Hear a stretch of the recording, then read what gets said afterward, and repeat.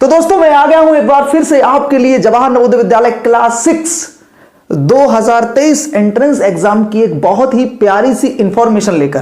दोस्तों इंफॉर्मेशन क्या है और कौन सी समस्या से आप जो है बिल्कुल इस समय जूझ रहे हैं वो मैं बहुत अच्छी तरीके से समझता हूं और जानता भी हूं कि जवाहर नवोदय विद्यालय 2023 में जो अभ्यर्थी फॉर्म डालना चाहते हैं, जो अभ्यर्थी अप्लाई करना चाहते हैं, बहुत सारे अभ्यर्थी ऐसे हैं जो बेचारे तैयारी कर रहे थे लेकिन अब फॉर्म नहीं डाल पाएंगे। किसी की डेट ऑफ बर्थ कमजोर हो गई है, किसी की जो है आपका एज लिमिट आगे पीछे है और किसी की जो सीरीज है डेट ऑफ बर्थ की वो बाहर हो गई है। यानी कि समस्या ही समस्या है। कोई सेम डिस्ट्रिक्ट रूल से परेशान है, यानी कि वो बेचारा अप्लाई कर ही नहीं पाएगा। जाने कितने सपने टूट जाएंगे और उन्हीं टूटे हुए सपनों का समाधान जो है ढूंढ रहे हैं हम और आप भी। चलिए दोस्तों वीडियो को शुरू करते हैं। और कल एक कमेंट आया था, वो कमेंट ये था कि भाई आपको पता है कि मैं कमेंट्स को लेकर वीडियो बनाता हूं, आप सभी के कमेंट्स आते हैं और उन्हीं कमेंट्स में आपकी समस्याएं होती हैं और समस्याओं के ऊपर ही मेरा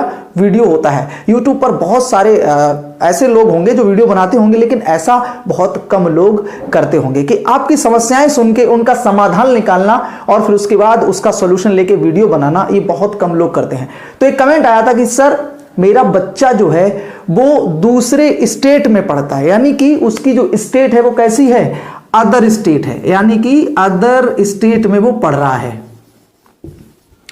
अदर स्टेट में पढ़ रहा है और उसका जो आधार कार्ड है वो दूसरे स्टेट का है, स्टडी दूसरे स्टेट में कर रहा है और आधार कार्ड जो है वो दूसरे स्टेट का है। तो क्या हम फॉर्म डाल पाएंगे या नहीं? दोस्तों सबसे बड़ा ये सवाल है कि क्या वो बच्चा फॉर्म डाल पाएगा कि नहीं। ये सवाल लेने से पहले मैं आपको एक बहुत ही खास जानकारी देने वाला हूं, बहुत ही इंपॉर्टेंट जानकारी देने वाला हूं कि किसी भी परीक्षा के लिए सबसे ज्यादा जरूरी होती है तैयारी, और तैयारी के लिए सबसे ज्यादा जरूरी होती है पुस्तक। और पुस्तक की बात करें तो इस समय सबसे ज्यादा बिकने वाली, सबसे ज्यादा पसंद की जाने वाली एक किताब है चक्षु प्रकाशन की। उसमें 2014 से लेकर 2022 तक के सारे आपको पेपर और उनका सॉल्यूशन, इसके अलावा नवोदय विद्यालय प्रवेश परीक्षा में पूछे जाने वाले प्रत्येक पोर्शन का बहुत ही सुदृढ़ हल आपको मिलेगा और साथ में आपको प्रैक्टिस पेपर भी मिल जाएंगे। तो लिंक मेरे इसी वीडियो के डिस्क्रिप्शन में, फटाफट से जाके उसको खरीदिएगा और तैयारी करिएगा, सिलेक्शन पाइएगा। दोस्तों बात करते हैं कि अगर कोई बच्चा अदर स्टेट में पढ़ता है तो वो कैसे अप्लाई करेगा, अगर कोई बच्चा अदर डिस्ट्रिक्ट में पढ़ता है तो वो कैसे अप्लाई करेगा। ये बहुत बड़ी जो है समस्या खड़ी हो गई है। अब मैं आपको एक इसका समाधान बताता हूं कि अप्लाई तो हो सकता है, अगर कोशिश की जाए तो कर भी दे।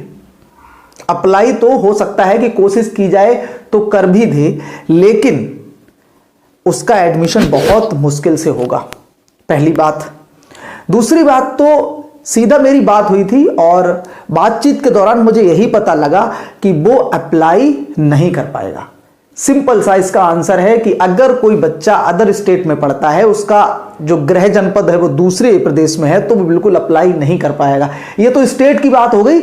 अदर डिस्ट्रिक्ट में पढ़ने वाला बच्चा भी इस वर्ष 2023 में नए नियमों के तहत अप्लाई नहीं कर पा रहा है। क्या ये नियम सही है या नहीं? अगर आपको ये नियम सही लगता है तो उस हिसाब से कमेंट कीजिएगा, कमेंट करके बताइएगा। और अगर आपको ये नियम गलत लगता है तो भी आपको कमेंट करना है। अगर आप यहां तक वीडियो देख रहे हैं तो आप लोगों की आवाज बनना है, आप लोगों की आवाज बन के इस वीडियो को उठाना है। अगर आप आवाज उठाएंगे तो हो सकता है कि कुछ चीजें बदल भी जाए, हो सकता है कि एज लिमिट में भी ऐसे बहुत सारे बच्चे हैं जो बाहर हो जाए। तो समस्याएं बहुत हैं, लेकिन उन समस्याओं का हल अभी तक कोई निकाल नहीं पाया है कि आखिर उस बच्चे की क्या गलती है। अगर वो बच्चा पढ़ रहा है किसी दूसरे जिले में तो पढ़ने के लिए क्या गलती है। अब जहां पढ़ने जाता है कोई वहां तो रहता नहीं है। सिंपल सी एक बात है कि अगर मान लो हम क्लास 5 में कहीं दूसरे जिले में पढ़ते हैं तो ऐसा तो है नहीं कि हम उसी जिले के निवासी हो तभी हम उस जिले में पढ़ सकते हैं। तो यह नियम सरासर मेरे हिसाब से गलत है कि जिस जिले में पढ़ रहे हो उसी जिले में अप्लाई कर सकते हैं। हाँ, गृह जनपद में अप्लाई करवाओ, यह नियम सही है। होम डिस्ट्रिक्ट अप्लाई करवाओ, पढ़े वो चाहे कहीं क्लास 5 में, कोई उसमें दिक्कत नहीं है, आपको कोई भी कहीं भी पढ़ने से नहीं रोक सकता।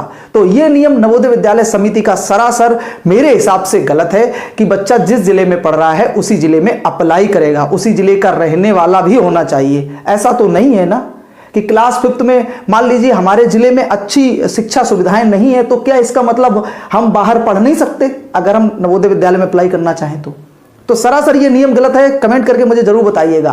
दोस्तों, इस सवाल का जवाब बिल्कुल ना है, अभी तक तो ना है कि आप लोग अप्लाई नहीं कर सकते।